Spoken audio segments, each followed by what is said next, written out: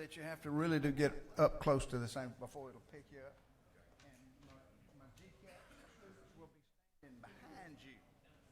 So as soon as you finish with the prayer, if you'll step to one side, if somebody will step up and say, join us in the Pledge of Allegiance, and then just start. Don't wait for me to say anything. Y'all just say, join us in the Pledge of Allegiance. I pledge allegiance. Did you do that, honey? We're good. All right, here we go.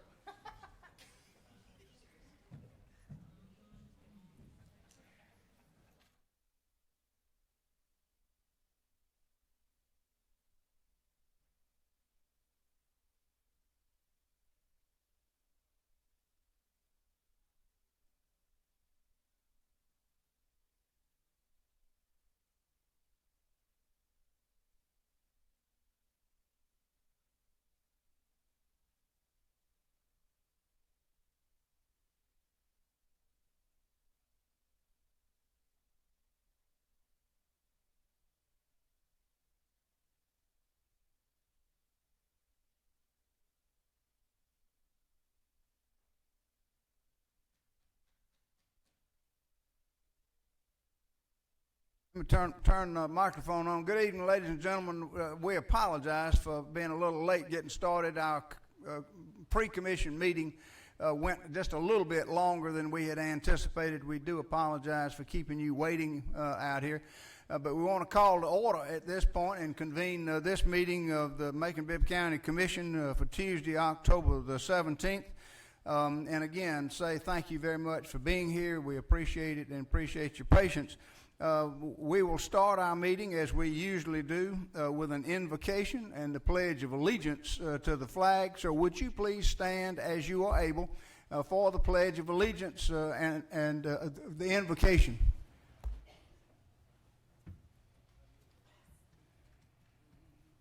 Bow for a moment of prayer. Father, we approach the throne of grace with an attitude of gratitude, Lord. We are thankful for past blessings, present blessings, and future blessings. We ask now that your hand would be upon this meeting tonight, Lord, as business is conducted for our great city. Let your hand ever be upon us, and we will be forever grateful and thankful for all of your bountiful blessings. In Christ's name, amen.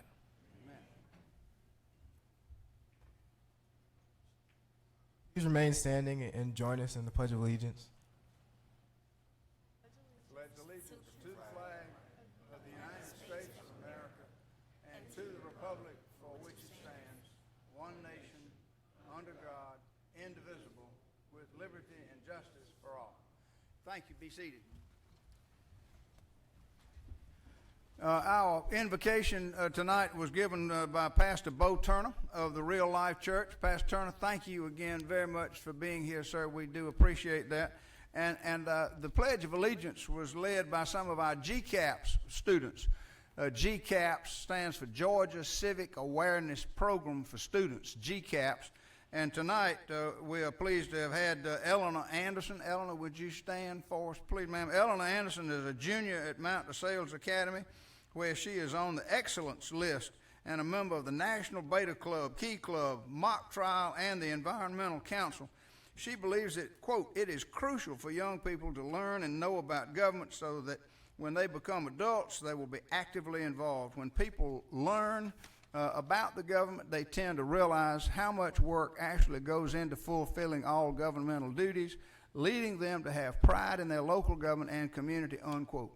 Notably, Eleanor was selected from a competitive application process to represent Macon-Bibb County and the nation on the 2017-2018 Keep America Beautiful National Youth Advisory Council. We also had Erin Pettigrew. Erin Pettigrew is a senior at Howard High School, where she is the cheer captain, prides herself in leading the Howard Huskies spirit. Erin believes, quote, civic education is important because today's youth need to know that they must earn their way in society. In the real world, you work for what you want, and you must separate needs from wants, unquote. After high school, she plans to attend college for a degree in forensic investigation. And last, we had Jaden Stevens. Jaden? Jaden Stevens is a senior at Stratford High School, where he is on the Beta Club and a member of the Duke Talent Identification Program. The Duke Talent Identification Program is a gifted education program to help those students reach their full educational potential. Jaden was nominated to attend the Young Scholars Camp in Washington, D.C., and was chosen to spend a week learning about our government on a national level. He believes, quote, civic education is extremely important to our youth. If youth don't know how to make a difference in our community and our government, then they will never see the changes that are needed for a better future, unquote. So to Jaden and to Aaron and to Eleanor, thank you, and we're proud of you. Congratulations. All too often these days, we just hear bad things about young people and youth, and here are three wonderful examples, so we appreciate y'all being here and leading us in the Pledge of Allegiance. Next item on the agenda is the approval of minutes, and the minutes for our pre-commission meeting of October the 3rd and our regular commission meeting of October the 3rd were distributed. If any changes or corrections, let me know. Otherwise, it'll entertain a motion to approve the minutes. By Schlesinger, a motion. Second by Commissioner Bechtel. Any discussion? Hearing none, all in favor of approval of the minutes signify by saying aye. Opposed, no. The ayes have it, and the minutes are approved. Next, we have a proclamation that we want to present for the Spirit of Heart Community Health Initiative. Is Dr. Sogati or Dr. Poku or Dr. Hathcock with us? Oh, wonderful. If y'all would join me down at the podium, please serve.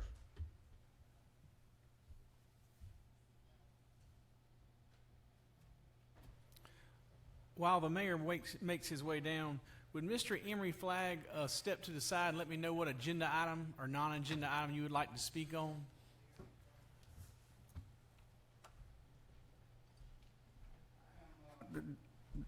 Delighted to have this opportunity to make this proclamation. It reads as follows: whereas Macon-Bibb County joins the Association of Black Cardiologists as they host the Spirit of the Heart Community Health Initiative. And whereas the Spirit of the Heart convoy is led by local experts, Dr. Felix Sogati, Dr. Joseph Poku, and Dr. Daniel Hathcock, representing a cohesive community dedicated to the advancement of health equity and the elimination of cardiovascular disease disparities, especially in communities disproportionately affected. And whereas Central Georgia ranks higher than 95% of Georgia for cardiovascular disease, heart attacks, and strokes. And whereas the Association of Black Cardiologists and the Central Georgia Cardiac Disparities Convoy will join forces with health, community, and church leaders in this heart health campaign, delivering ABC's 7 steps to a healthy heart message on lifestyle and behavior modification, nutrition, and health care. And whereas the Association of Black Cardiologists was founded in 1974 and has taken a leadership role in promoting the prevention and treatment of cardiovascular disease, including strokes in African Americans and other minorities, and achieving health equity for all through the elimination of disparities in all people of color. And whereas the mission of the Association of Black Cardiologists is to promote the prevention and treatment of cardiovascular disease in minorities, and the Central Georgia Cardiac Disparities Convoy events will help them to achieve optimal cardiac health. Now, therefore, I, Robert A.B. Rickert, do hereby proclaim October 21st and 22nd of 2017 as Spirit of the Heart Community Health Weekend in Macon-Bibb County. And I encourage all citizens to take steps to reduce the risk of stroke and other cardiovascular diseases.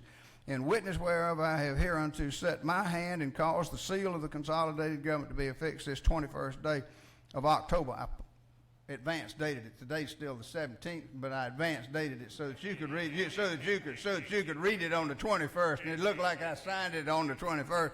And I'd like to present this to you right now, along with my appreciation for what you're trying to do for us. Dr. Sagati?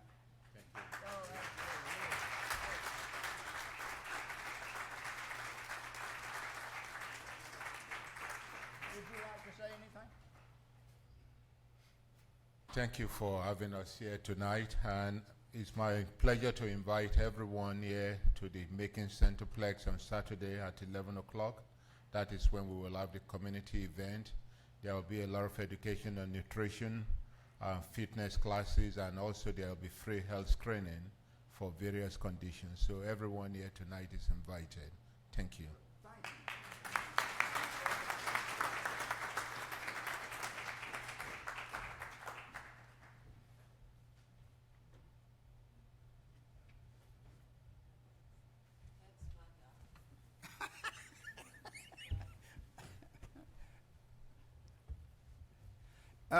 Next, let me ask Brett Lavender to please stand and come over to the podium there. I'm going to read this from up here, Brett, but want to call on you momentarily.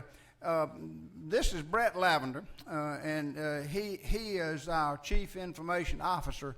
And recently, the Carl Vinson Institute of Government at the University of Georgia, in partnership with the Public Technology Institute's National Certified Chief Information Officer Program, officially recognized Brett Lavender as a Certified Government Chief Information Officer on October the 10th of 2017. The Certified Government Chief Information Officer Program is a 12-month course that lays the foundation for assessing and addressing some of the most critical issues facing IT, information technology, leadership in the public sector. It equips leaders with the requisite tools to manage and improve their organizational technology assets. During the program, major topics like IT governance, project management, risk assessment, and managing change were addressed. Brett received his certification at the Georgia Government Management Information Sciences Fall 2017 conference just a couple of weeks ago. We wanted to invite you here to say thank you for your efforts and your diligence in obtaining this certification. We're proud of you, and Brett is just one example of a dedicated public servant that's working for us 24/7, 365. Brett, thank you very much. We appreciate what you do for us.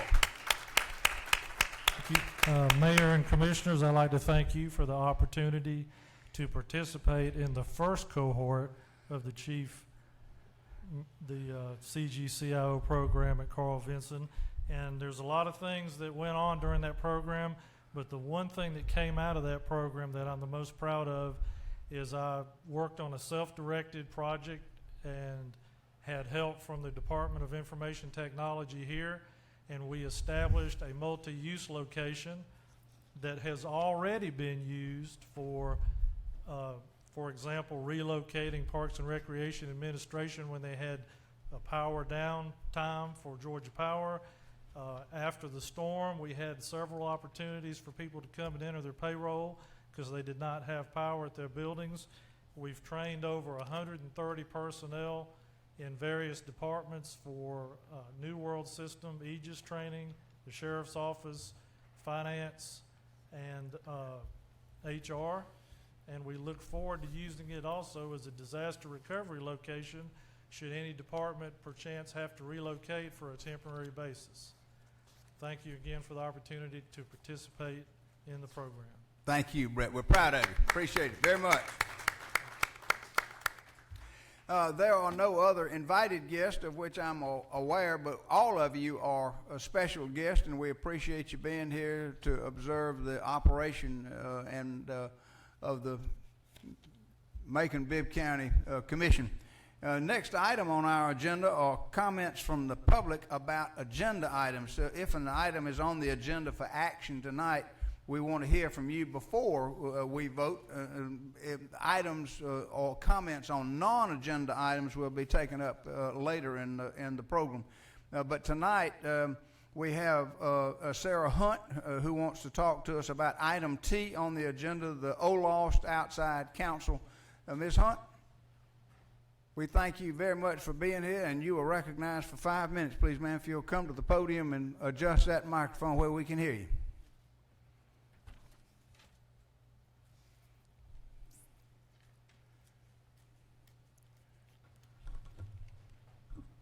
Good evening. Good evening. We've passed the SPLOST. We've passed the E-SPLOST. But we are not going to pass the OLOST. And I promise you that. You can vote for it to go forth, but it's not going to pass until you do what is right by that SPLOST money that we have already given you. You told us when we got ready to vote for the SPLOST, if we get the SPLOST, that'll keep us from having to raise taxes. Well, from what I can understand, when I got my tax bill for this new year, the taxes went up. But the SPLOST was supposed to be the money that was supposed to keep it from going up. Do y'all remember that? And we are not going to give you any more money. We're not going to approve anything else you do until you correct the errors that you have already made. Dr. Holliday came here twice telling you that the committee that you have to manage the SPLOST, he can't get them to meet. He asked you to give him some new people on that committee. You have not done that. So that's saying to me that you're not trying to do what is right. You're charging us for services that's not rendered, but you still want us to give you some more money in this OLOST. No, it will not happen. Well, you say, Sarah Hunt, you're just one person, but I promise you, I got the ear of the voters, and you can believe that. And I've got 800 volunteers already have signed up to work in the 2018 election. Some of you that's sitting up there planning to run for mayor, forget it. Because when you put this bill on us, and you're trying to put something else on us, and you're not treating us fair, and we put you up there to work for us, you working against us. I might be dead sleeping in my grave, but I promise you, you will not be mayor. And secondly, I promise you, this OLOS will not pass. Thank you. Thank you, Ms. Hunt. We appreciate your comments. One item of clarification, however, the SPLOST Oversight Committee met last night, Monday night, and we have made several additional appointments. And they met last night. Asked Dr. Holliday; he was here with the SPLOST. We got one more appointment yet to make, but they had a quorum last night and met last night for your SPLOST Oversight Committee. Just wanted to make that point of clarification. Also, there'll be a lot more information about the OLOST coming down. I have not scheduled a vote on that, but there'll be a lot of information about what it does and what it will do to reduce your property taxes if it's put in place. So stay tuned for additional information. But thank you, Ms. Hunt. We appreciate you being here and expressing your opinion. Next on the agenda, reports from our standing committees. The first is Operations and Finance, and that report will be given to us by Chairman Becker. Chairman Becker. Thank you, Mr. Mayor. The Operations Finance Committee met on the 10th of October and took the following action. The committee approved the update to the Macon-Bibb County Comprehensive Plan. In addition, the committee approved the following agreements: a lease contract with BSTP LLC in the amount of $45,000 for office space on First Street for the Georgia Cooperative Extension Service. Also approved an MOU with the Bibb County Board of Education relating to the Ed D4 Sports Complex, Tom Fontaine Ballpark, and the construction of a new multi-purpose sports complex in Matilda Hartley Elementary School. Committee also approved the 6th Amendment to the SPLOST project timeline. Committee approved the following appropriations from the 2017 bond proceeds: an agreement with Stantec Consulting for professional architectural engineering design work for Phase 2 with preliminary design of widening Forest Hill Road from Forsyth Road to Wimbish Road in the amount of $688,994. An appropriation of $130,000 from 2017 SPLOST bond proceeds provide funding to roads and bridges for local maintenance and improvement grants. Appropriation of $307,110 from 2017 SPLOST bond proceeds provide funding to public safety for sheriff's vehicles.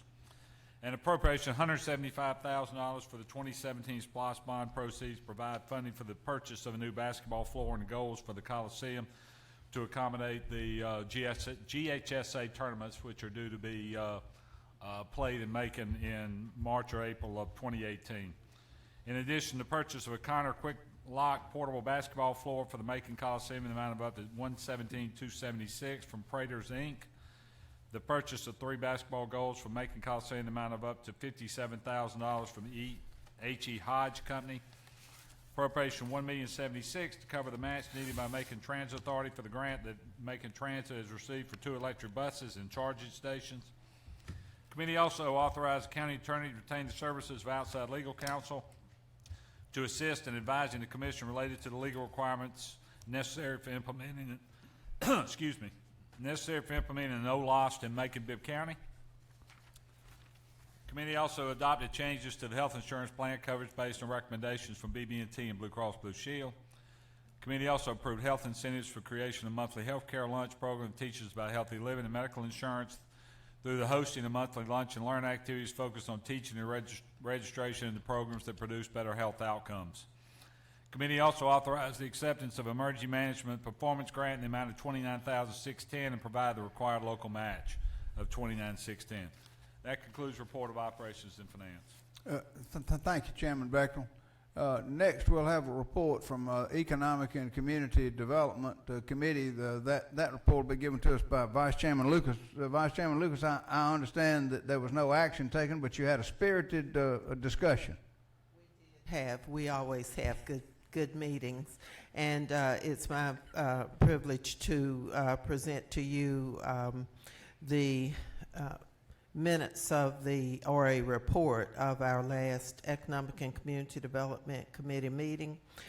There were 2 discussion items. One was community gardens. There are a number of people in the community who are considering doing community gardens, and because of those numbers now, we feel like there's a need for some guidelines, not just to put in place rules and regulations, but also to outline the assistance that Macon-Bibb can give to these groups that are willing to come together and do the community garden. So you can look to see a proposed legislation at a future committee meeting. The second item is something that I've brought before the committee a number of times, and it's the whole idea of cultural arts and film. Georgia is one of those places that's where millions and millions of dollars are being made because filmmakers are coming into Georgia, and we offer all kinds of locations for filmmaking. With that comes added monies, but also comes the risk of damage to properties and our community. So we're asking, I am asking that at a later meeting we consider legislation which sets up the guidelines for a cultural arts and film commission for Macon-Bibb, so that we here in Macon-Bibb County can take advantage of the growing film and cultural arts industry, which has, as I said, has become a multi-million-dollar industry.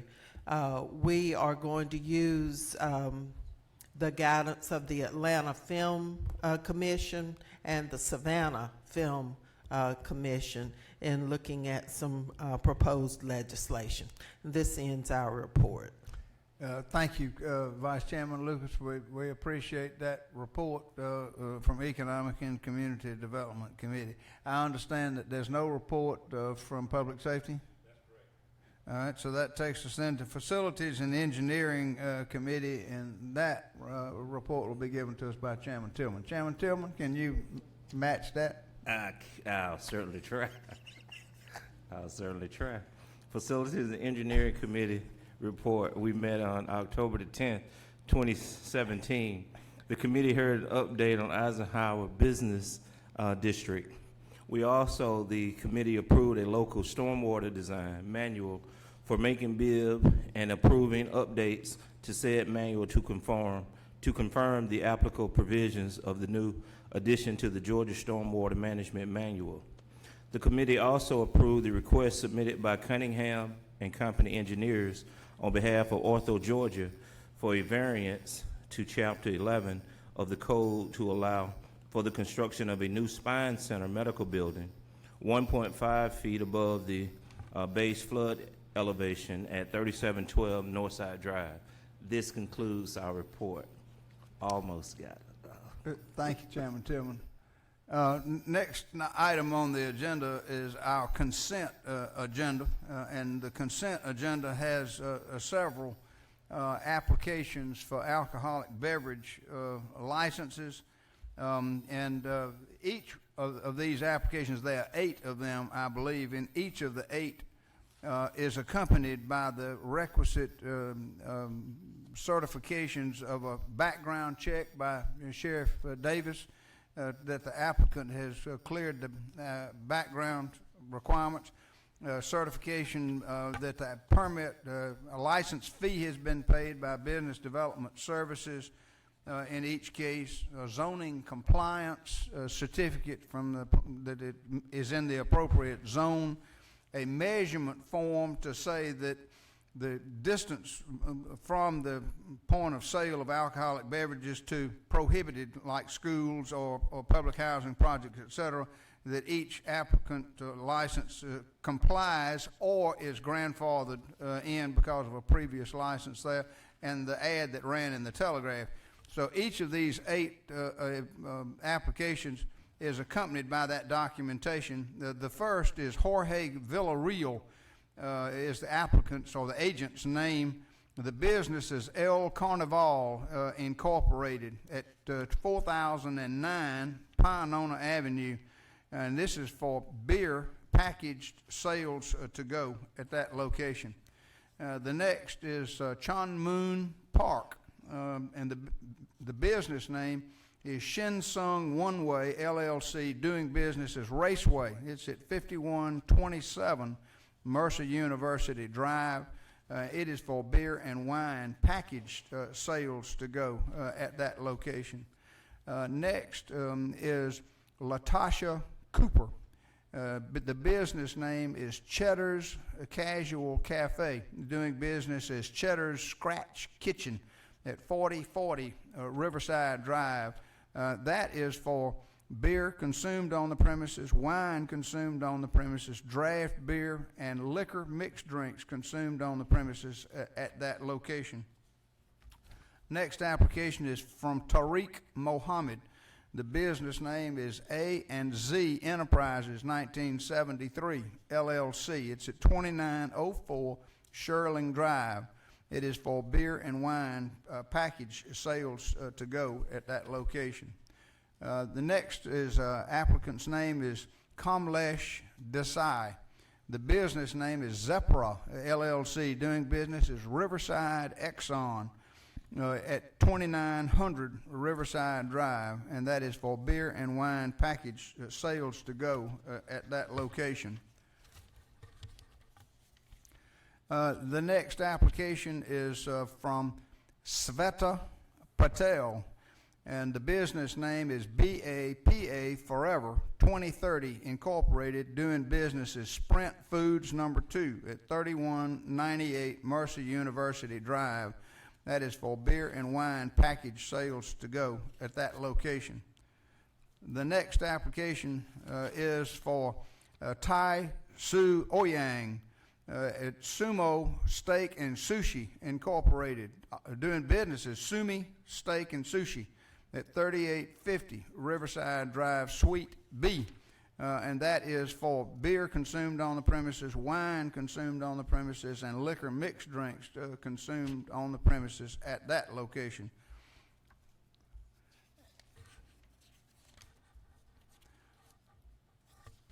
And the final application is from Christina Ramirez Marin, M-A-R-I-N. Business name is La Bella Morella LLC at 499 Martin Luther King Jr. Boulevard. It is for beer consumed on the premises and wine consumed on the premises at that location. The Committee of the Whole reviewed these and recommends approval. Is there further discussion? Hearing none, all in favor of the issuances of those licenses signify by saying aye. Opposed, no. The ayes have it. Those licenses will be issued as requested. That brings us now to old business. Excuse me, I'm sorry. And the first item of old business is a resolution updating the comprehensive plan of Macon-Bibb County, and I'll ask the clerk to read that by resolution. Excuse me, read that by caption. I'm sorry. It's okay. A resolution of the Macon-Bibb County Commission approving the update to the Macon-Bibb County Comprehensive Plan as required by the Georgia Department of Community Affairs and for other lawful purposes. Operations and Finance Committee recommends approval. Is there further discussion? Hearing none, all in favor of the resolution signify by saying aye. Opposed, no. The ayes have it. The resolution is adopted. Next is a resolution to lease some office space for the Georgia Cooperative Extension Service, and I'll ask the clerk to read that by caption. A resolution of the Macon-Bibb County Commission authorizing the mayor to execute a commercial lease contract with BSTP LLC in the amount of $45,000 for office space located at 127, 129, and 145 First Street to be occupied by the Georgia Cooperative Extension Services from October the 1st, 2017 until September the 30th, 2018, in substantially the same form as attached hereto as Exhibit A and for other purposes. The Operations and Finance Committee recommends approval. Is there further discussion? Hearing none, all in favor of the resolution signify by saying aye. Opposed, no. The ayes have it. The resolution is adopted. Next is a resolution to approve a memorandum of understanding with the Public Board of Education for the sale of the Ed DeFore Sports Complex and Tom Fontaine Ballpark, and I'll ask the clerk to read that by caption. A resolution of the Macon-Bibb County Commission to approve a memorandum of understanding between the Public Board of Education for Bibb County and Macon-Bibb County, Georgia, relating to Ed DeFore Sports Complex, Tom Fontaine Ballpark, and the construction of a new multi-purpose sports complex at Matilda Hartley Elementary School and for other lawful purposes.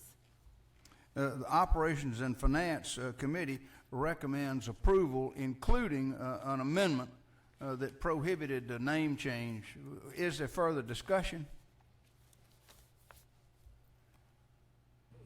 Commissioner Tillman? Yes, sir, Mr. Mayor. I'd like to offer an additional amendment that the name change not be changed for up to 3 years, as requested by the Board of Education. Sorry. Is there a second?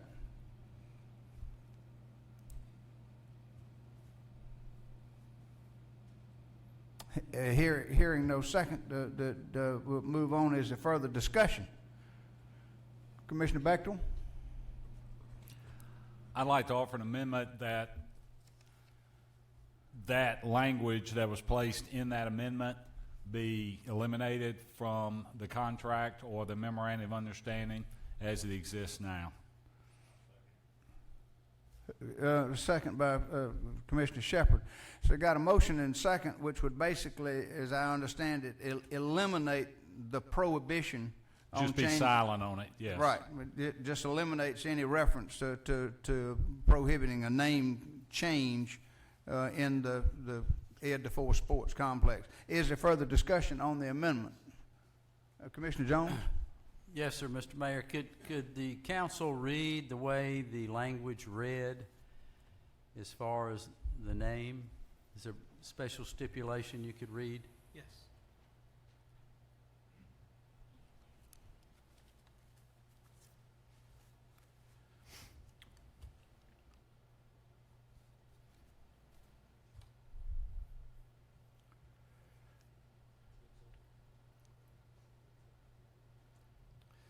The agreement was amended to provide that the county will convey and transfer ownership of Ed DeForest Sports Complex to the Board of Education, subject to the requirement that the name of the Ed DeForest Sports Complex shall not be changed. So your amendment, Commissioner Bexwell, would remove that language? Correct. I'm sorry, Commissioner Jones. And I thought we were going to give it a little milder. When you say subject to, then it shoots up a red flag, and I was hoping we wouldn't word it that way. In other words, if it said all parties agree, it may have gone in a little smoother and may not have shot up a flag. And I don't really understand why the Board of Education would object or want to limit the name for 3 years. Does anybody know? Did anybody have a conversation there? Well, I did. I spoke with Randy Howard, the attorney for the Board of Education. He just indicated that the board did not have any intention to ever change the name, but there was just a concern with binding future boards down the road. We've got two more folks. Commissioner Allen, you were next. Mr. Chairman, back in the original Bibb County Board of Commissioners, we were the ones that named the Ed D4 Sports Complex. And our understanding of and there's nobody here that was from the original board except Commissioner Bibbins, and he's not here today. I was there. And when we did this, it was our full intent to be sure, because the way we did things, you didn't come back and change a name somewhere later, even have it opening where there's an opening in there where it can be changed. We had no earthly idea when we did this that we would be giving up, where we're keeping Henderson Stadium, but we're giving up Ed D4 Stadium. Now, you know, there was a lot of controversy back when we took it over from the West Side Boosters, which none of y'all were involved, but we knew what we had. We knew we had to end up paying a bill with Bibb County tax dollars, and we did what we had to do. Now, when we named at the old Bibb County Board of Commissioners, Judge J. Taylor Phillips, Bibb County Courthouse, I hope that no one on this board or future boards will want to try to change that name, or will they want to change the Willie Hill Complex? That's my got the board thing here. Or either change the Willie Hill Complex, because we voted, this board voted, that that would not ever be changed. Is that not right? I rest my case. Thank you. Thank you, Commissioner Allen. Commissioner Tillman? I love these history lessons we get down here from old boards. This new consolidated government has been in existence since 2014. So I would hope, going forward, we set precedents going forward for those that follow us in this new consolidated government. I do not see selling somebody some property and then telling them what they can't do with it. You can't sell somebody some property and then tell them they can't change the name or you got to leave it this name. So at their request, if we're not going to do the 3 years, my concern was, does this, Mr. Attorney, affect how we're going to deal with building that sports complex at Matilda Hartley? I do not want this particular vote, which is really so minute, to affect that $750,000 going to Matilda Hartley Sports Complex. That's my concern. If that's off the table, if that's not an issue, then we can leave it however y'all want to do it. My concern is, how does this affect Matilda Hartley going forward if we attempt to direct the Board of Education, what to do with their property? Mr. Attorney.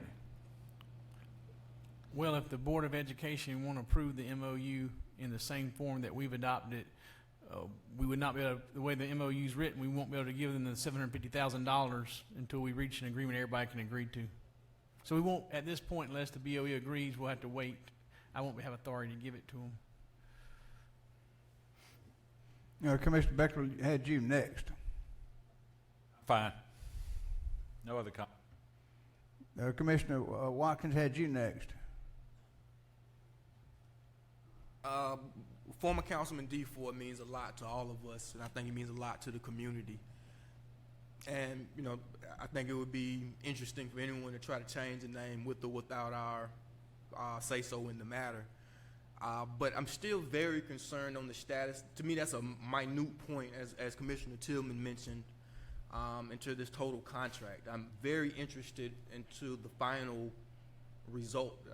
We're talking about the details of the contract, but I'm making an amendment to, but I have no idea how much they're offering as far as the overall complex goes, or what they're asking for the sale price to be, which is concerning to me, because, you know, if they want to change the name, I'm sure us in the community can come up with a number that makes sense, but before I know any of that details, how can I don't know why this is coming first before, and maybe legal can answer this for me. Why is this piece coming before the actual contract? As I understand, but I'll just defer to the county attorney. Well, it's, I guess the mayor and the Board of Education felt like they had to have the authority, their respective governing bodies to be able to negotiate on such a huge issue. I mean, if there's no appetite from either the BO, if there was no appetite from either the BOE or the Board of Commission, or the Macon-Bibb County Commission to allow for the conveyance of the Ed DeFore Sports Complex, then it would be pointless to have the negotiations. This is just allowing the negotiations, makes it clear that the purchase price has to be mutually agreed to by the county and the BOE, and also makes it clear that the conveyance is subject to the approval of both the Macon-Bibb County Commission and the Board of Education.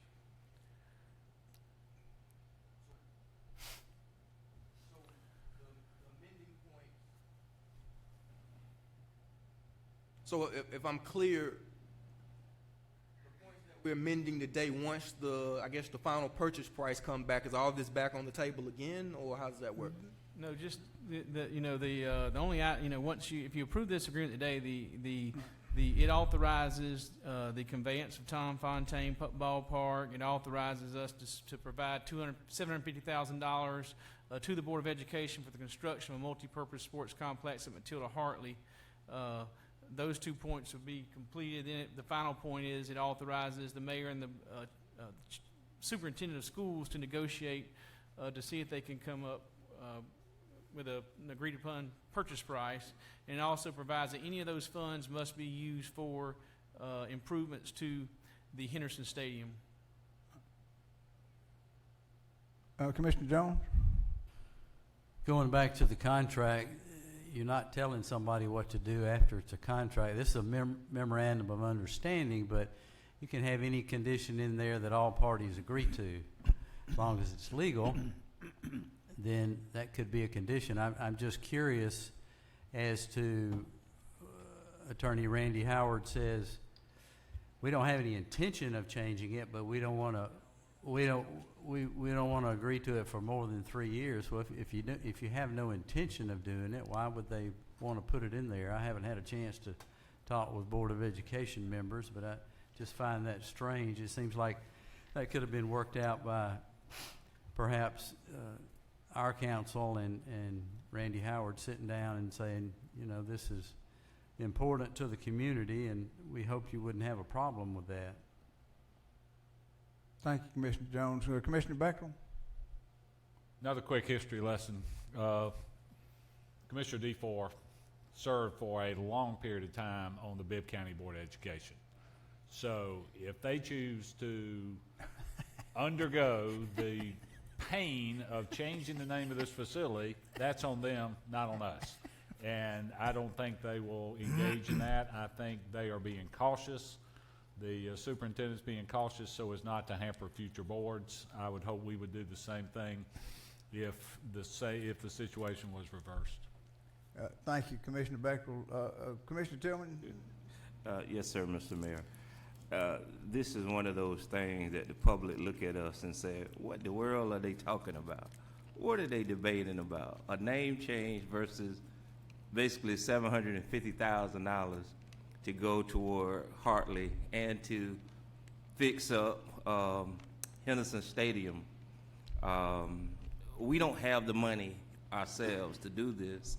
So for me, either way, my concern is I'll support it, but if it comes back and it becomes a problem, and I don't think the attorney answered my question, I don't want this to affect the $750,000 with Matilda Hartley.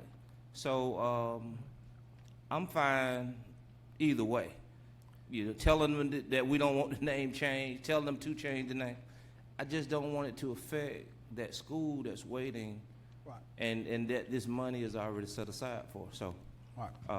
Mr. Attorney, could this possibly hinder the process? Yes, it will hinder the process. Right. Commissioner Lucas, I see your light on. Thank you. You're saying it's going to hinder the process. Well, it didn't hinder the Board of Education, and who's the guy with Cal Ripken? Jeff Batcher, and all of them. When they came over here, there was a big presentation from, I think, several school board members were here. I know one in particular. And then they presented the case to us for doing this. We supported it. And it's not like we're not doing our part. We're upholding what we originally agreed to do. As a matter of fact, we've gone above and beyond, because in the original discussion, seems like I remember that the Board of Education was supposed to undertake some stuff at Henderson Stadium. There was extensive discussion about that. I'm older, but I'm not that old that I don't remember what we discussed. And so now we come back with this, and it seems like we've held up our part of the bargain, but then, and you're right, Ms. Tillman, a little issue like this, with the name, they're reserving the right to change the name. I don't think we want that. Just like we put in the contract on the annex, the Willie Hill annex, that it would forever be named the Willie Hill annex, I think that we're perfectly within our right to request that this complex forever bear the name Ed DeFore. And you're right, they would undergo a lot of heat from the community if they tried to change the name, but I've seen worse things happen. People don't care. When they're doing stuff, they just do it and think about what will happen later on. We did some tax increases, some garbage stuff, a whole bunch of stuff, and then we didn't think about what would happen. But my point is that if we truly believe that that sports complex should continue as it was originally slated to pay tribute to someone who served probably the longest serving, is that correct, Mr. Mayor, the longest serving elected official in the community? You're a historian, 40-something years. To my knowledge, that's correct. But and then he served at one time on the school board as well as the Macon City Council. So, and I think it would be hurtful to him to have somebody saying, well, after 3 years, we won't change it for 3 years, but we reserve the right to do it. We ought to be strong enough to say we want it to remain the Ed DeFore Sports Complex. And we're putting our money where our mouth is. How much money are we contributing, Mr. Attorney? $750,000. $750,000, which is not chicken feed, chicken whatever. It's not a little bit. So we're doing our part, and I think it's only right that we continue paying tribute to Ed DeFore and insist that it stay. And however they take it, we intend for it to be forever a tribute to Ed DeFore as it was originally slated to be. So I'm going to vote against the amendment to change it and vote to support the original legislation.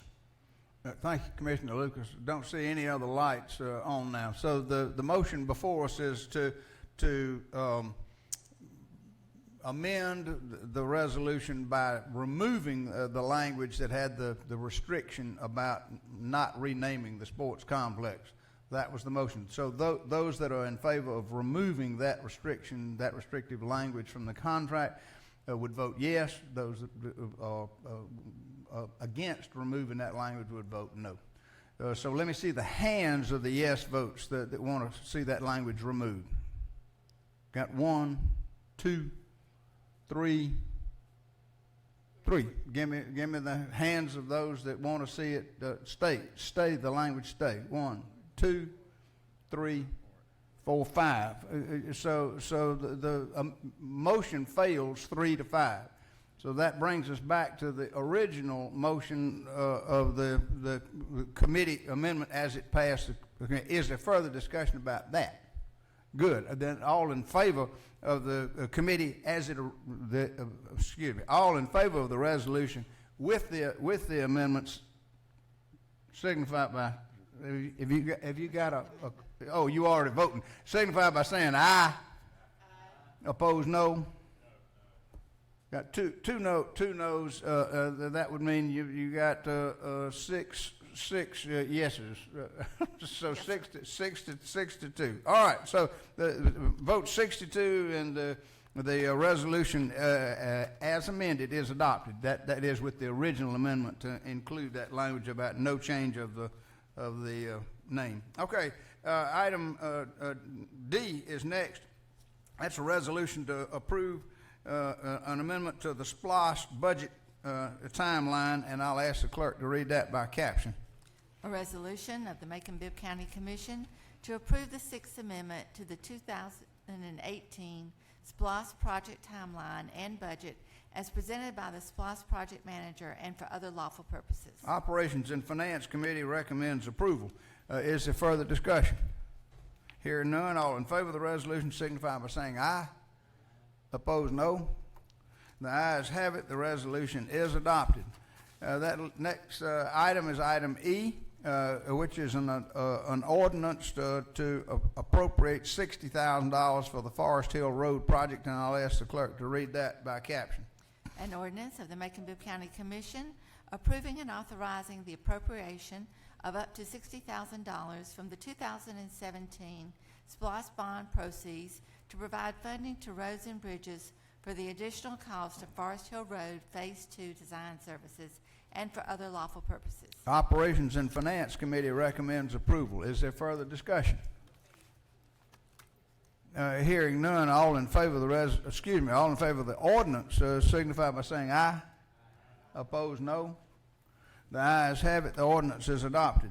Next is a resolution authorizing the mayor to execute an agreement with Stantec. So this is the contract for design services on Forest Hill Road, and I'll ask the clerk to read that by caption. A resolution of the Macon-Bibb County Commission authorizing the mayor to execute an agreement with Stantec Consulting Services, Inc. for professional architectural engineering design services for Phase 2 with the preliminary design of widening Forest Hill Road from Forsyth Road to Wimbish Road in the amount of $688,994.95 to be paid from the 2017 SPLOST bond proceeds and for other lawful purposes.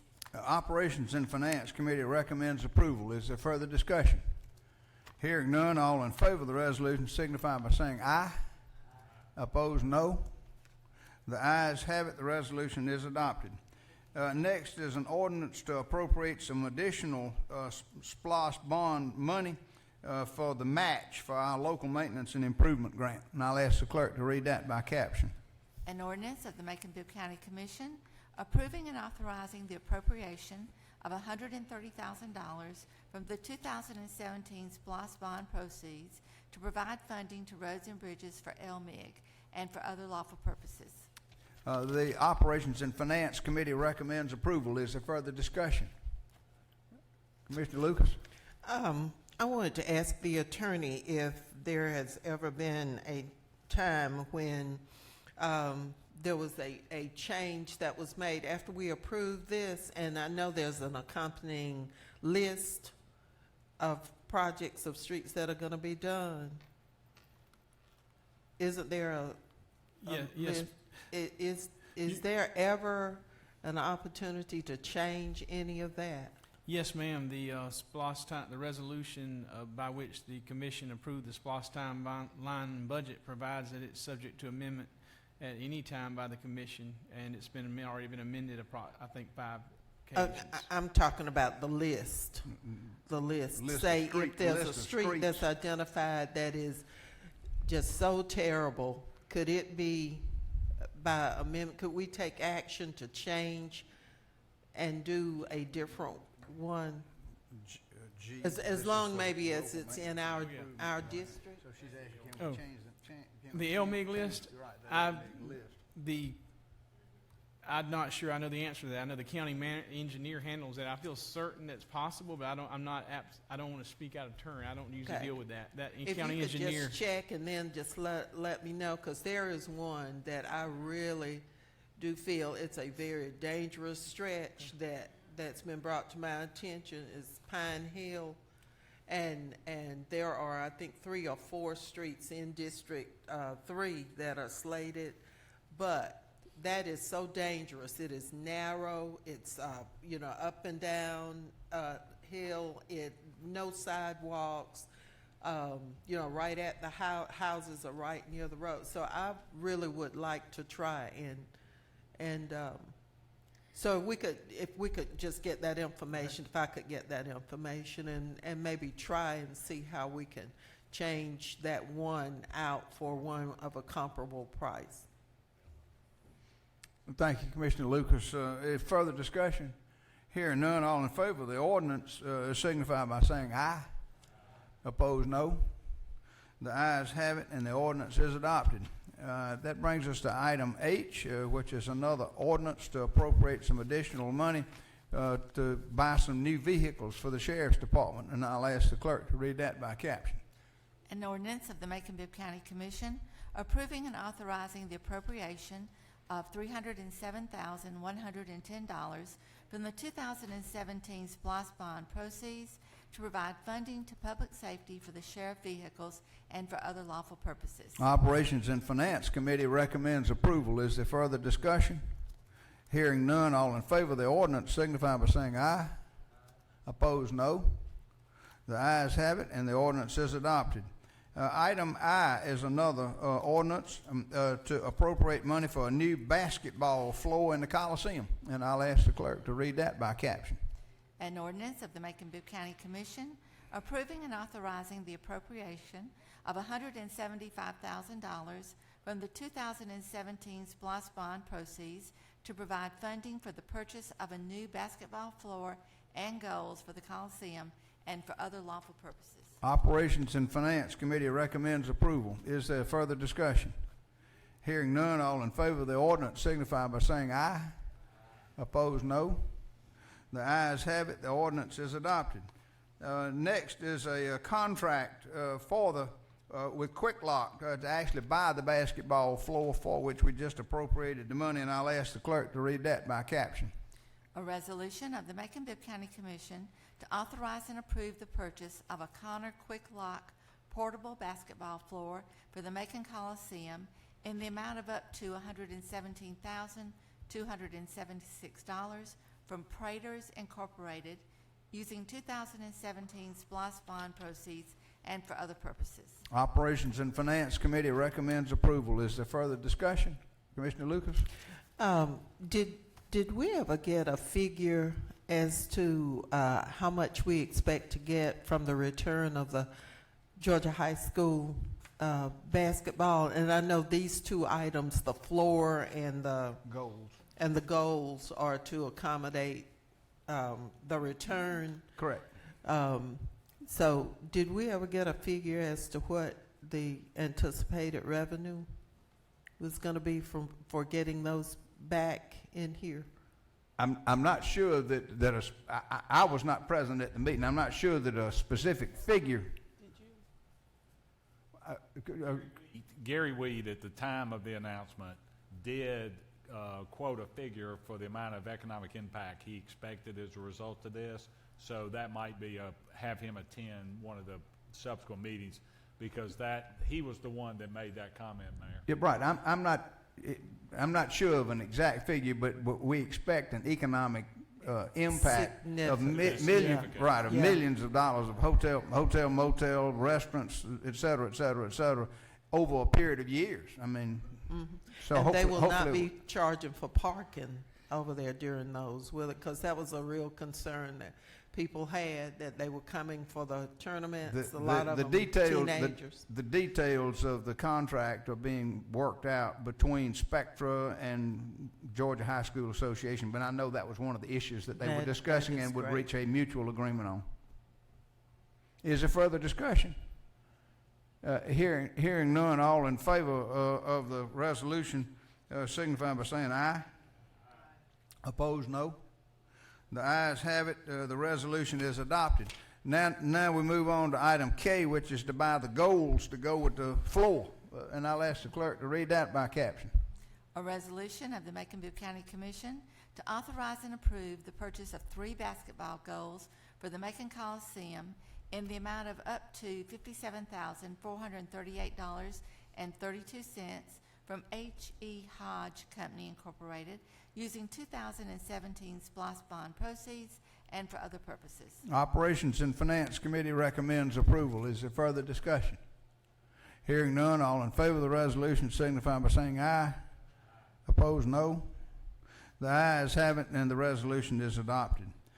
Next is an ordinance to appropriate some additional SPLOST bond proceeds for the match for the electric bus grant that was awarded to the Macon Transit Authority, and I'll ask the clerk to read that by caption. An ordinance of the Macon-Bibb County Commission approving and authorizing the appropriation of $1,076,000 from the 2017 SPLOST bond proceeds to cover the match needed by the Macon Transit Authority for the grant that MTA has received for 2 electric buses and charging stations, to authorize the mayor to send a letter to the Georgia Department of Transportation confirming Macon-Bibb County's support and maximum local match funding in the amount of $1,076,000 and for other lawful purposes. The Operations and Finance Committee recommends approval. Is there further discussion? Commissioner Tillman? Yes, sir, Mr. Mayor. We've been doing a lot of history lessons tonight. I could just imagine the old city council would have taken item number H and sent it back to committee and took this $1 million, and we would have the money for Jeffersonville Road. But that's the old city council would have done that. I'm gonna support this because we're dealing with a match. We don't need those electric buses. We've got too many things on the plate, and Jeffersonville Road is one of them. This is a way that we could find this money and make those tough decisions to say we've got to do this project. This project has been on the shelf since 1994, and by law, it says that we are to utilize that SPLOST money of 1994 to complete this road. And, I can sit here and advocate for this, but now there have been so many projects that have taken a shortcut.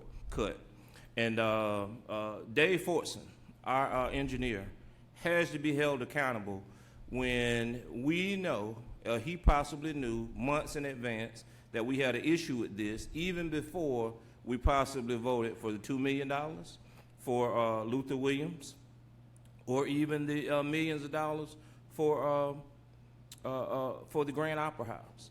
And so we have got to do something as a commission, that we've got to get us some people. We need somebody down here on a daily basis to do some work ourselves for this money that's coming about, because according to what I've looked up now, we're going to be getting over the match of $2 million. These buses would cost about $800,000. Diesel buses would be about $300,000. I don't see the advantage of spending the $2 million for this, because what's going to happen is not going to cost $2 million if this is our $1 million match, if I'm correct.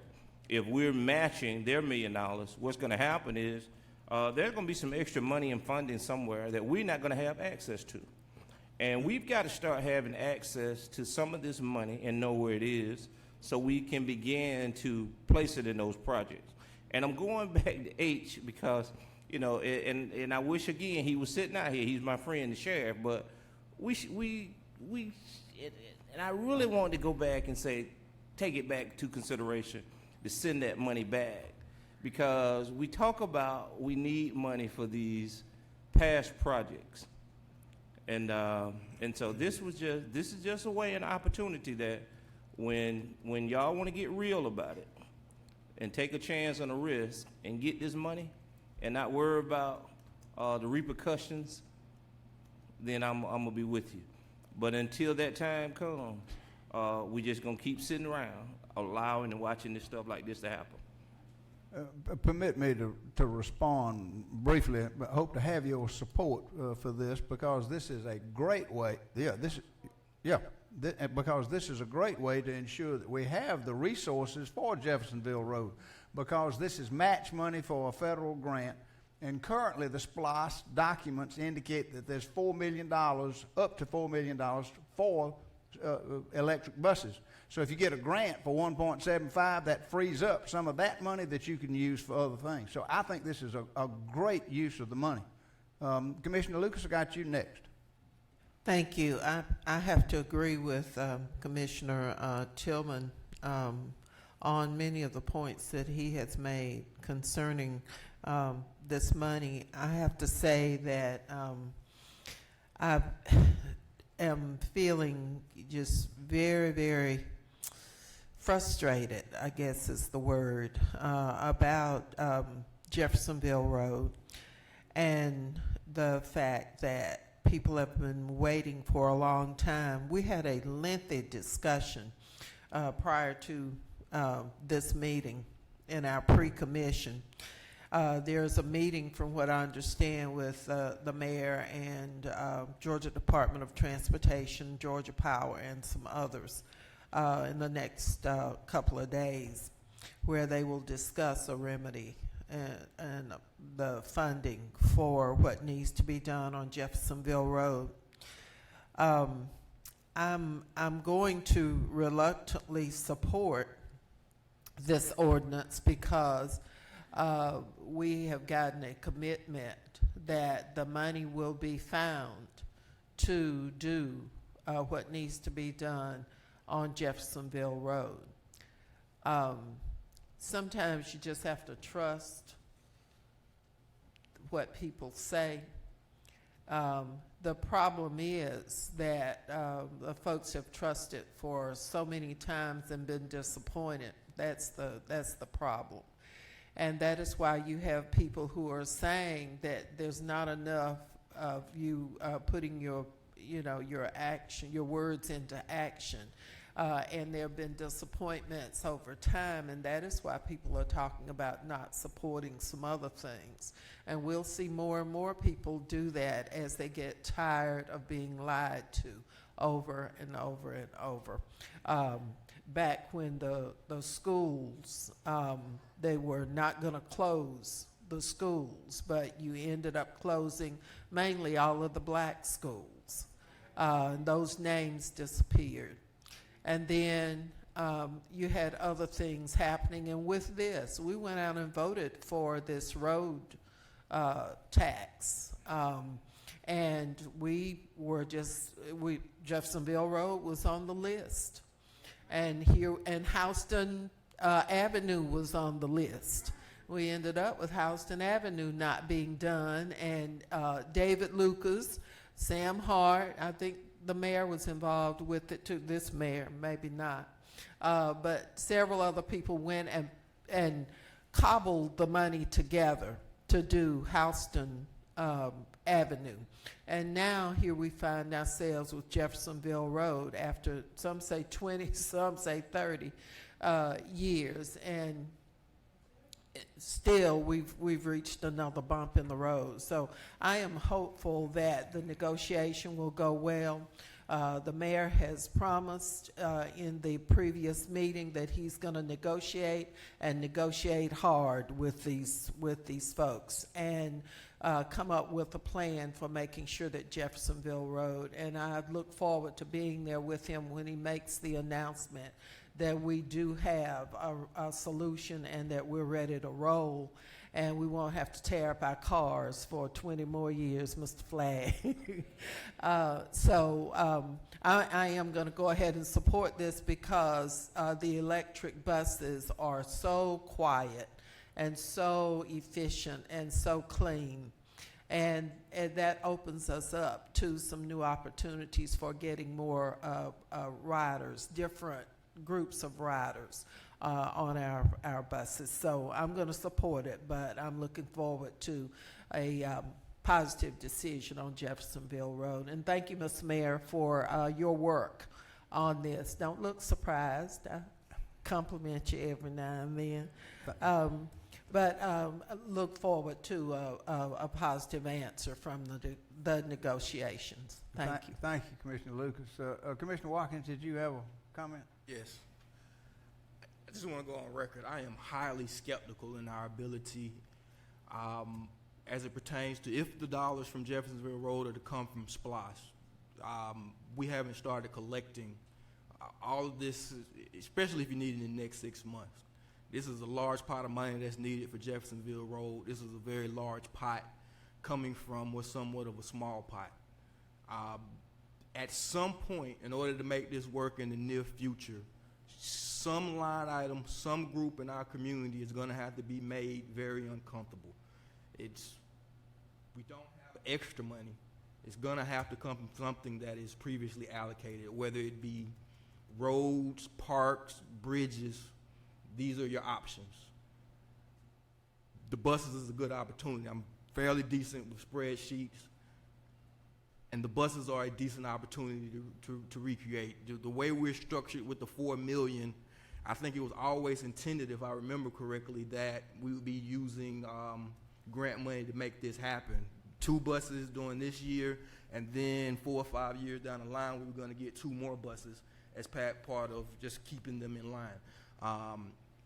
With the electric buses, I understand the desire. I understand that they are the cheap thing right now, but we don't have a maintenance guy certified in electric buses. We don't have a bay that's equipped to manage electric buses.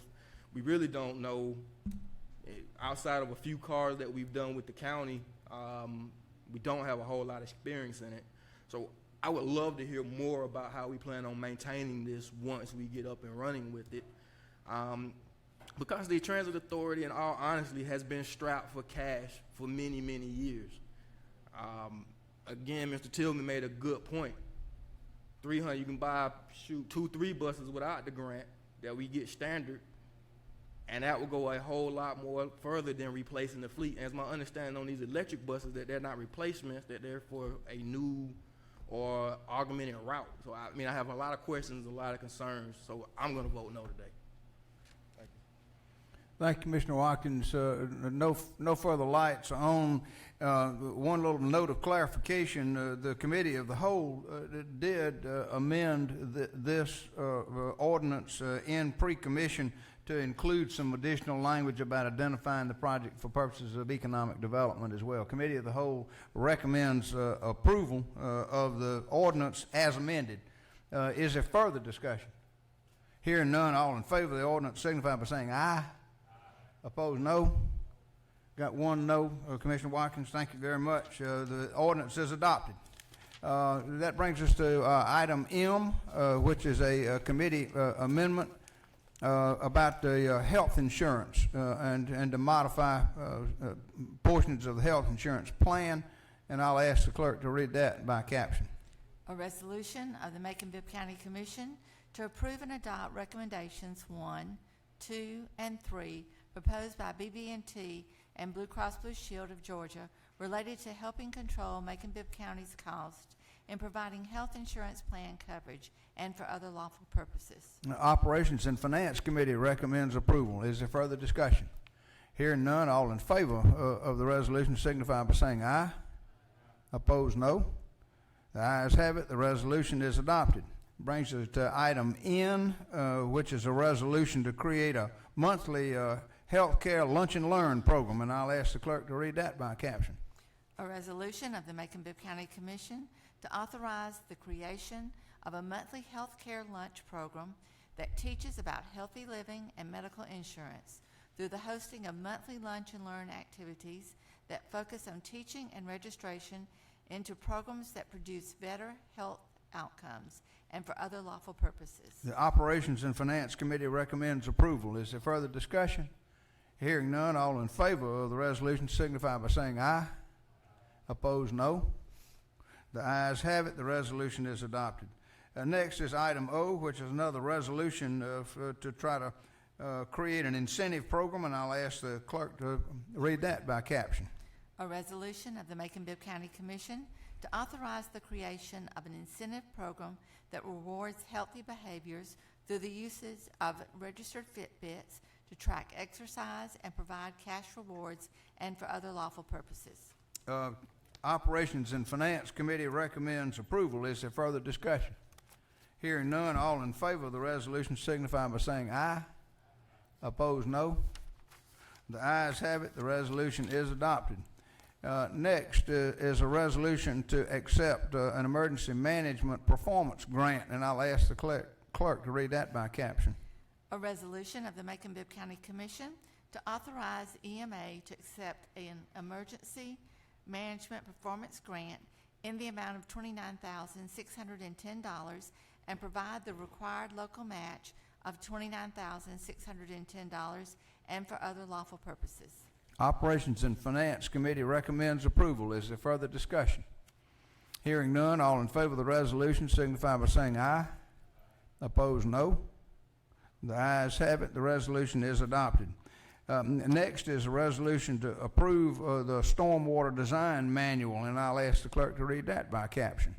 A resolution of the Macon-Bibb County Commission approving the local stormwater design manual for Macon-Bibb County and approving updates to said manual to conform to applicable provisions of the new edition of the Georgia Stormwater Management Manual and for other lawful purposes. The Facilities and Engineering Committee recommends approval. Is there further discussion? Hearing none, all in favor of the resolution signify by saying aye. Opposed, no. The ayes have it. The resolution is adopted. Next is a resolution to issue a variance or to allow a variance in a building code for flood elevations, and I'll ask the clerk to read that by caption. A resolution of the Macon-Bibb County Commission approving a request submitted by Cunningham and Company Engineers on behalf of Ortho, Georgia, for a variance to Chapter 11 of the Macon-Bibb County Code of Ordinances to allow for the construction of a new Spine Center medical building 1.5 feet above the base flood elevation at 3712 Northside Drive and for other lawful purposes. Facilities and Engineering recommends approval. Is there further discussion? Hearing none, all in favor of the resolution signify by saying aye. Opposed, no. The ayes have it. The resolution is adopted. That brings us to item S, which is a resolution to approve ties of friendship with Kurobe City, Japan, and I'll ask the clerk to read that by caption. A resolution of the Macon-Bibb County Commission to approve and affirm the ties of friendship between Macon-Bibb County, Georgia, and the city of Kurobe, Japan, and for other purposes. Committee of the Whole recommends approval. Is there further discussion? Hearing none, all in favor of the resolution signify by saying aye. Opposed, no. The ayes have it. The resolution is adopted. And finally, item T is a resolution to authorize the county attorney to retain outside services for implementing the OLOST campaign. And I'll ask the clerk to read that by caption. A resolution of the Macon-Bibb County Commission to authorize the county attorney to retain the services of outside legal counsel to assist in advising the commission related to the legal requirements of implementing an OLOST in Macon-Bibb County and for other purposes. The Committee of the Whole recommends approval. Is there further discussion? Mr. Tillman? Yes, sir. Thank you, Mr. Mayor. I hope that, and first of all, let me say, I'm glad to see that there are many commissioners that understand this going forward, where we can move out into the community with groups, respectable groups like the NACP, churches and fraternities, and make sure they understand and educate themselves and others before they start screaming about this process. We pass 3 mills down here, and usually when you do a millage rate, it usually just only affects those that have or own businesses such as property. And just going forward, the education of an OLAS will ensure that everybody pays his or her fair share who walks in a store, no matter if it's a small child or anyone. And so that's going to be the education part, to getting people to understand, and that the possibility of the 3 mills being doubled and rolled back, so it just does not affect just property owners. And just municipalities all across the community in the state of Georgia, whenever they're looking for money, because the government, we're not out here growing money on trees, but usually the first thing we do is ask for a millage increase. Macon-Bibb has done that. Other municipalities has done that. And so with an OLAS, which hadn't been raised since in the 70s, people need to truly understand the process before you start screaming and hollering. And again, reputable organizations like the NACP and charities and churches need to be educated first, where they can share this information before others just start going off on a tangent because they're not familiar or educated themselves about this process. Thank you. Thank you, Commissioner Tillman. Is there further discussion? Hearing none, all in favor of the resolution signify by saying aye.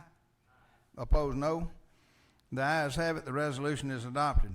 There is no new business for us to read at this point, but I would suggest that you check the agenda, which is published on Friday, because I'm confident that the Attorney's Office will be sending down a lot of different resolutions and ordinances, which will be discussed next Tuesday, the 24th of October, beginning at 9:00 a.m.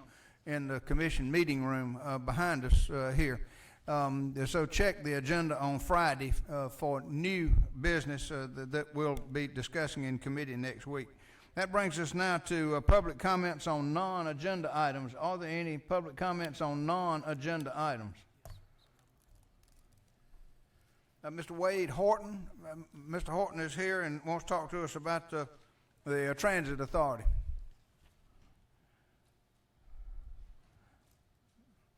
Mr. Horton, glad you're here. Thank you for your patience. You are recognized for 5 minutes, sir.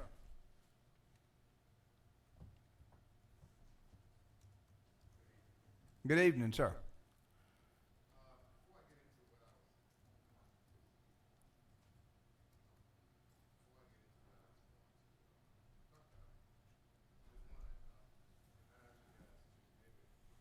Check the electric buses out.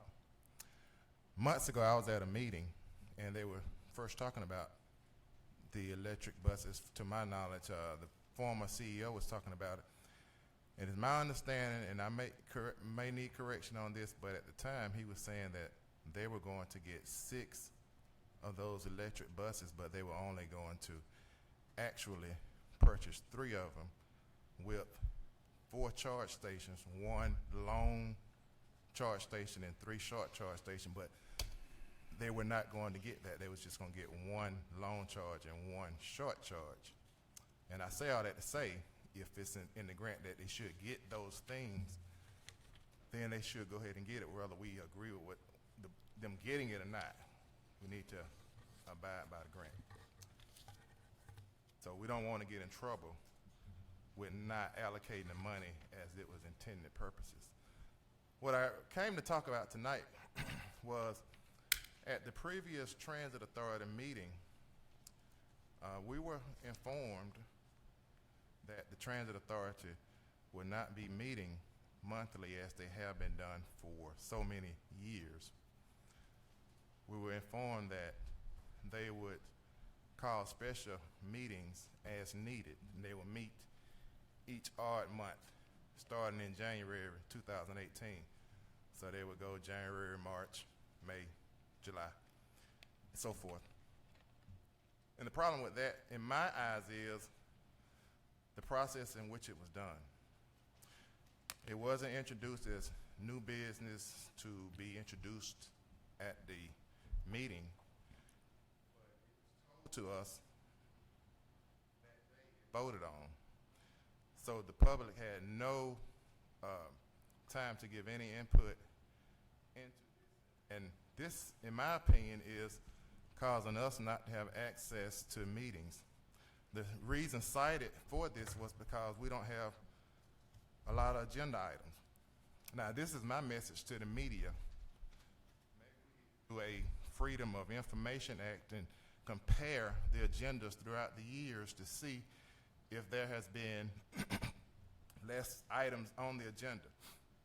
Of course, the main part of working running a transit authority is finances, and you need to have a board that's going to go over the finances every month. You have an accountant that come and give information. You're not running the government, so there are not going to be tons and tons of other items on the agenda to be gotten. Now, they spent a lot of time talking about a mural that will be painted outside of the terminal station. They had more input.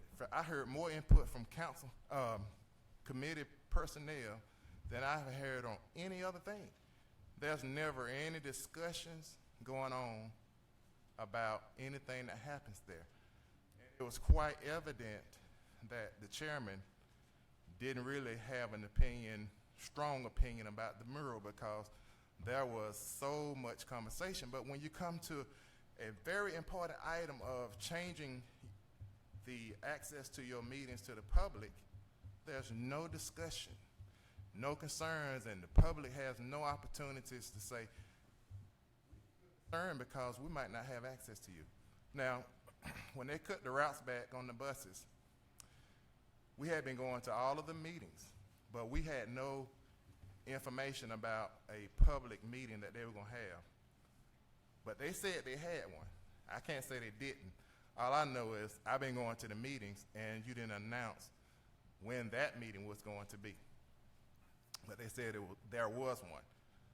We've been going to the meetings, and we've been coming out here and reporting to you guys what has been going on at those meetings. And because we are coming down here and telling you guys without any sway one way or the other, but telling you what happened into the meetings, that is my belief. That is my belief that the reason they are changing these meetings is so that we will not have access. They can call these backdoor closed meetings and discuss stuff that they don't want us to talk about down here. This is something that needs to be looked at. Now, we got all these news media outlets here. This is where we need you guys to come in, do freedom of information inquiries into this stuff, because when you quiet down the free press, that's when you stop getting access to information. We look at what happened in our national government, and the free press has led the way to a lot of investigations that we are reading daily in the papers. So I, implore you to go and investigate further and take my comments real serious, because we are being pushed out of these meetings. Thank you very much, Mr. Horton. We appreciate your patience, appreciate you being here with us. Next, Mr. Donald Boyer. Mr. Donald Boyer. Is Mr. Boyer still here? Mr. Donald Boyer. Next, Mr. Robert Curry. Mr. Curry wants to talk to us about SPLOST money, the Senior Citizens and Recreation Center. Mr. Curry, good to see you, sir. You're recognized for 5 minutes. Same here, Mr. Mayor. Good evening, everybody. Good evening. Well, I'm going to go down memory lane also, but I need to take the Justice Department down memory lane with me to get some of this stuff straightened out once and for all. Now, we're giving up SPLOST money, millions of dollars, and we don't even have a SPLOST advisory committee to oversee the money intact. You know, you can say, well, I'm bit and pieces, I'm putting it here, I'm putting a little there, I'm getting some more people. This should have already been established. But I'm going to get on the issue. As far as the roads, we had $40 million, I stand to be corrected. We had $40 million when we was talking about, this just the road in my area. Jeffersonville Highway was on the same SPLOST. $40 million to run the north-south connector from Forest Hill Road down up Wimbish, down Parks, down Hollingsworth to Log Cabin, all the way around Bloomfield to Pinona. Okay, this many, many years ago. Some of the children that grown now when we was talking about these roads. Okay, what happened? They didn't want the road at Forest Hill. They fought it in the court system day in and day out. They did not want it. So what you do? You jump up to the credit union and do the 4-lane sidewalks all the way around to Pinona. Okay, the money was there. What happened to it? Okay, then Jeffersonville Road didn't get nothing. We didn't get nothing in my area. Finally, I guess they gave in on Forest Hill Road. Started building like 9 going to 10 out there. Just steady building. Okay, then I came down here along with others complaining about the people walking in the gutters, playing Russian roulette, going across that little raggedy bridge on Log Cabin. Come over there and laid some concrete on the ground as far as the sidewalk. It's just a disparate treatment, Mr. Mayor. It starts out with the commissioner, but the buck ends with you. Okay. Now, the difference between Log Cabin Drive project, which supposed to have been the same north-south connected, is night and day. Forest Hill Road, you got sidewalk gutters, professional built sidewalks and gutters. You got 140-some new street lights. If you all, go see for yourself. Same thing up at Bloomfield. The traffic is bottlenecking right there at the credit union because you come with a makeshift thing on down Log Cabin. 1-point-some million, I think y'all say y'all spent. Didn't do the 4-lane, didn't do the bridge. Gave us a pedestrian bridge with no lighting. Now we have 14 lights from Hollingsworth Road to the Federal Credit Union. And on Forest Hill, they have 140-some new lights, plus the lights they have. Gutters, sidewalk, the whole 9 yards. It ain't right, Mr. Mayor. So I'm gonna fast forward. They just faking y'all out on Jeffersonville Road. Now, they had money.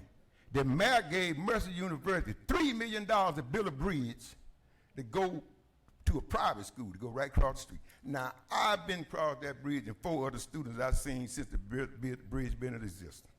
That's all. I went to the open day football game when they opened up the bridge. That bridge got so many lights on it, you could land an F-15 on it. Now, in my area, they're walking in the dark. Mr. Tillman area, District 9. Okay, we're going to leave the bridge. I'm going to the seniors right quick. Senior citizen over at, please come see us, over at Adams Street. The seniors are sitting in shamble chairs, raggedy carpet, roaches running everywhere. They say it's no mold, but with the condition that's looking, it got to be mold. It might not be bad mold, but it's mold there. Okay, so we started out with $2 million. We sold property to Mercer, and the senior citizen building went up to $2,721,000. $400,000 got away some kind of way. Got to get the Justice Department open book records on that. Okay, so I've been down here day in and day out. Now the seniors falling out of chairs, raggedy chairs, and they come daily. You gave one office down here $189,000 for furnishing. Gave another office $89,000 for furnishing. The senior chairs just cost $6,000. So they tell us. We ain't got the chairs yet. Been talking about these chairs for a year or more. It ain't right. It's not right. Fast forward back. I'm going back again. In Bellevue area where borders Mr. Tillman area, District 9 and District 5. Mr. Curry, unfortunately, your time is up, sir. Okay. But thank you very much for your comments. Jim took away the swimming pool, gave $2.6 million for Vine Ingram, and those children don't even live in that area. They just come play there and leave. It ain't right. Thank you, Mr. Curry. I shall return. Thank you, too. One love. Mr. Willie Frazier is here and wants to talk to us about Linwood Cemetery. Mr. Frazier, are you here, sir? Good. We're fine. You're recognized for 5 minutes, sir. Thank you very much. I'm here as usual again about the Linwood Cemetery and that preservation. I'm here about Pleasant Hill and that Step town up and a city. little bit closer to the microphone so it'll pick you up. My Please, sir. voice carries so loud that if I talk directly in that mic, you're gonna hear me pretty loud. I get picked at church all the time. They take the mic from me. Okay, but I tell you, as I have before, I love Pleasant Hill, and over there in Pleasant Hill, the Linwood Cemetery, there was a lot of people that were staples in this city, buried over there in that cemetery. Their names still on stuff around this city. I've checked the archives and a lot of stuff, and I know that some of even you names are signed on some stuff over there, and we need help at Linwood. We need somebody to step up and help us over there to clear that off and honor them people. And then another thing is, I've gone over and I walked through the neighborhood, the Booker T. Washington Center, a place that I used to play, and a lot of the rest of some of you used to play and do all the stuff that you do. It's closed now because of a lot of stuff that's going on. The Arch Jones Center, very important thing that Mr. Shetall had with the Booker T. Washington Center. It's closed and it's so overgrown you can't even walk in the yard. Last commission meeting, I told you in the last commission meeting that me as a person, I work for the Board of Education, but every day I go over there for them 3.5 hours that I'm off from 9 o'clock to 1 o'clock. But the thing is, if I could borrow some equipment, who got some equipment in here? Because if I could borrow some equipment for one of you, I'd go over there and cut the Art Jones Center myself. Free. It don't get no better than free. It don't get no better than somebody that's concerned about something, because when it all come down to money, then how about us that ain't even charging no money? You want somebody to open that center and try to figure that center out and run? I'm a study ward. I'll turn around and try to help figure out what can be done at Booker T. Washington to keep it in our community and keep things in our community. When it turn around and comes to L.H. Williams, now there's a thing going on about that school trying to close or either change the name. You know what? It's okay. Otis Red and not 11 sitting on the dock of the bay. But one thing about it, L.H. Williams, that lady was an educator. Her name should be on that school. And the thing about it, why change her name? Because while she was educating, he was sitting on the dock of the bay. You know, it was a whole lot of different things that shouldn't be changed. When we spoke of name changes earlier, yeah, we feel a certain type of way about certain things being changed, because you know what? The people that made a difference, if they was alive today, then what would it say about the things that mean something to them? Every time I go in Linwood, I got to go up the bushes up to my chest to turn around and find Ruth Hartley Mosley. I found her. I got pictures of her in my phone, but guess what I had to do to get to her? Mr. Douglas over there from the Douglas Theater downtown, Mr. Long, Congressman Long, all of these people that were staples in this city, that made a difference, all these people that put their names and stuff like that and put their hearts in the things that built those stuff. How do we honor them? Is this the way to really honor them in this city? No. I don't have nobody buried in Linwood, but you know what? I'm over there every day because I care. I'm around Macon every day, and this ain't just caring about that, because guess what? I went over to Rosewood, and I visited Rosewood and different stuff like that, and it's beautiful. I mean, that's the most beautiful place I ever been in. And if the highway didn't divide that and all of that stuff ran together, then if it had went across, then everything else would be beautiful. Why I got to go over there and see everything torn down like that? But I can go right here across the highway and everything is pretty. Over there with Mr. Shetall and Mr. Hutchins and all that, it's pretty, even though they are on the outside of the gates of Rosewood. So now you know I've been over there because I know what I'm talking about. I'm not just saying something. They're not inside the gate. You can lock the gate and close the gate, and they still on the outside. I'm trying to make a difference and trying to make a change, even if it don't cost me nothing. Even if you don't give me nothing. I'm trying to find a way to unify. Because you know what? All this separation, it's something wrong with all this separation. It's crazy. It's something wrong with the fact that people sit around here and argue about the fact of where the Confederate statues ought to sit. The problem ain't the statues. Where Martin Luther King's statue ought to sit, we ought to take that down too. King statue, ain't nothing wrong with that. Because one thing about it, the things that was set up for King, white people, black people, Mexicans, Jews, everybody get off on King Day. You ain't got to work just like I ain't got to work. You see what I'm saying? So we got to get off of all of those separations, become unified, because guess what? If you all unify and if we all unify as a team, we can get more did in this city.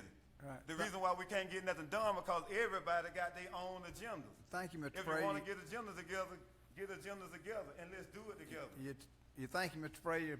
Appreciate your patience. Appreciate you being here. Appreciate your comments. Next, Mr. Emery Flagg. I want to talk about Jeffersonville Road.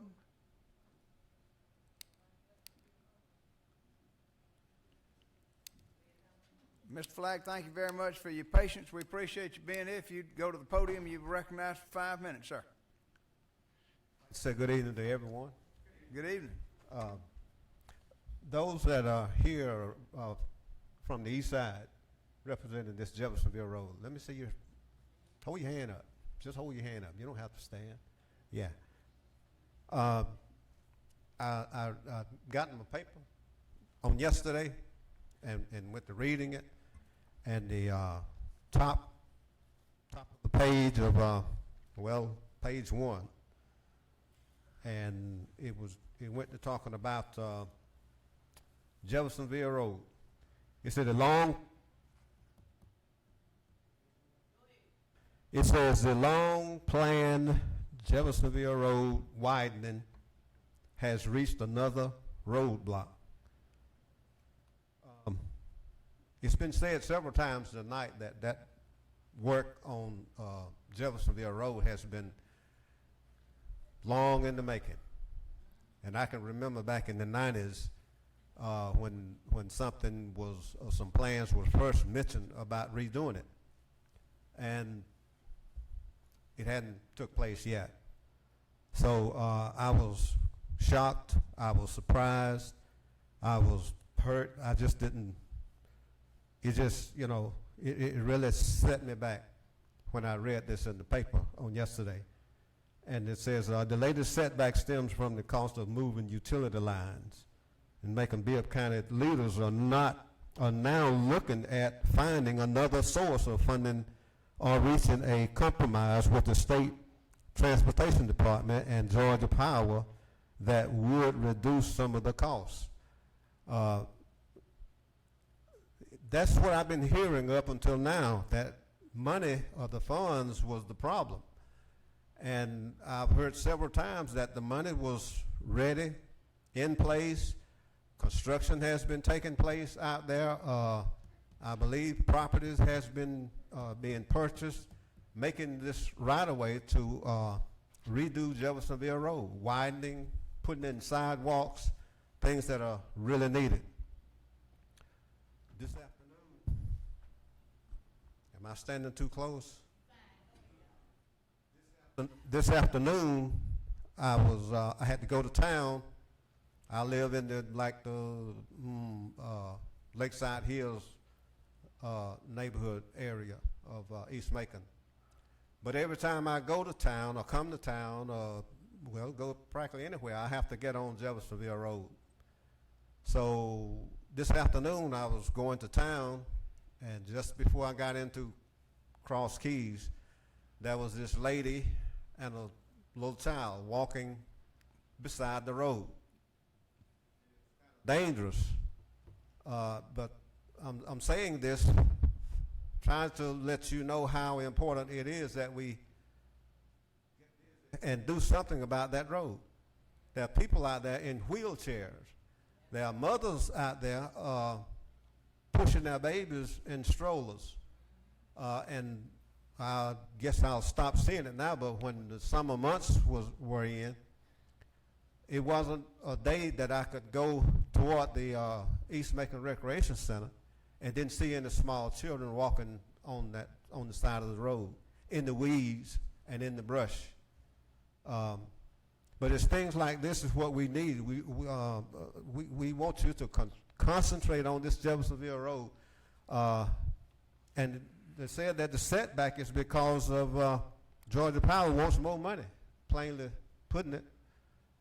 I mean, if I was a contractor and going to give a bid on a job, I think all these things would be considered in the beginning before I would submit my bid.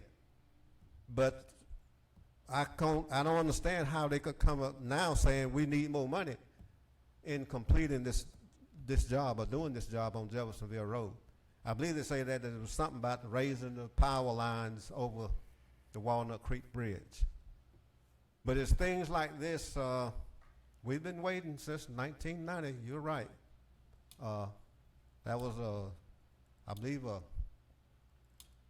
I forget that plan, the 20-year, 30-year plan, that was 30-year plan that was given out to us. And that Jeffersonville Road, it should have been done maybe 3 or 4 different times, but since then, that's been some 27 years ago. So we're here tonight, hopefully that you all can work things out, as Mr. Tillman has mentioned that, and also Mrs. Lucas. It's very important that we get something done to that road. Your time has expired, Mr. Flagg. Thank you very much for being here. We appreciate it, and we understand your frustration. All right. We appreciate your comments. All right. We'll be back. Yes, finally, Ms. Ida Bennett is here and also wants to talk to us about Jeffersonville Road.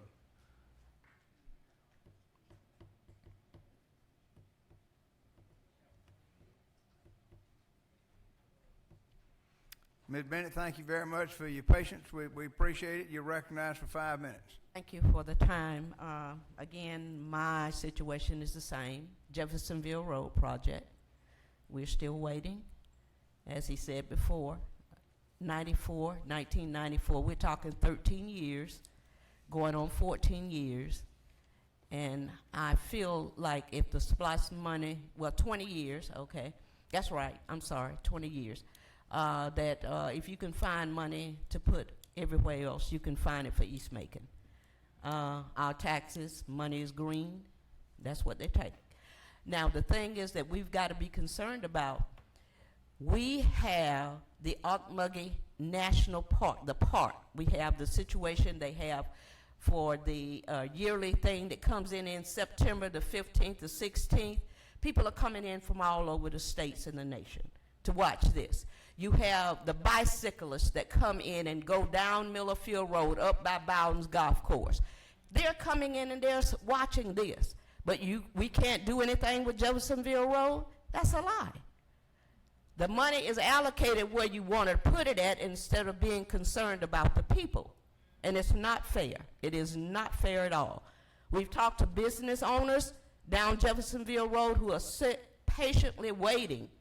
They might not be here tonight, but they are aware and they are concerned, and we are concerned. It's time out for the playing. It's time out for the excuses. It's time out. We need to get serious about it. See, because not only is it looking bad for East Macon, it's looking bad for the city of Macon. Because when the bicyclists come in and go down Millerfield Road, when the golf course opens up with special programs and golf tournaments, and then for the Ocmulgee at the Indian Mound, and these people coming from the different states and things and coming into Macon and go down the road, it looks bad on Macon. So don't think it's just East Macon that's looking bad. It's the whole city, and we need to do something. Thank you. I appreciate your patience, appreciate your comments tonight. That brings us to the end of public comments on non-agenda items. Are there any points of personal privilege? Commissioner Tillman. Yes, sir. Thank you, Mr. Mayor. Since 1958, the Georgia Municipal Association began the Christmas motorcade at the request of Betty Vandifer. This year, 2017, the Mayor and Commission's Christmas motorcade has begun. All of you all should have your envelopes. We're going to be challenging the Macon-Bibb County citizens and employees to help those in need as we travel down to Dublin and or Milledgeville to help those patients and those in need. So we just want to encourage those folks that we'll have the bins out hopefully in the next week, and you could come and bring your gifts and or make a donation as well. Thank you. Thank you, Commissioner Tillman. Any other point of personal privilege from any member of the commission? Having reached the end of our agenda and no further points of personal privilege, can I get a motion to adjourn? And without objection, we are adjourned. Thank you, ladies and gentlemen. We're adjourned.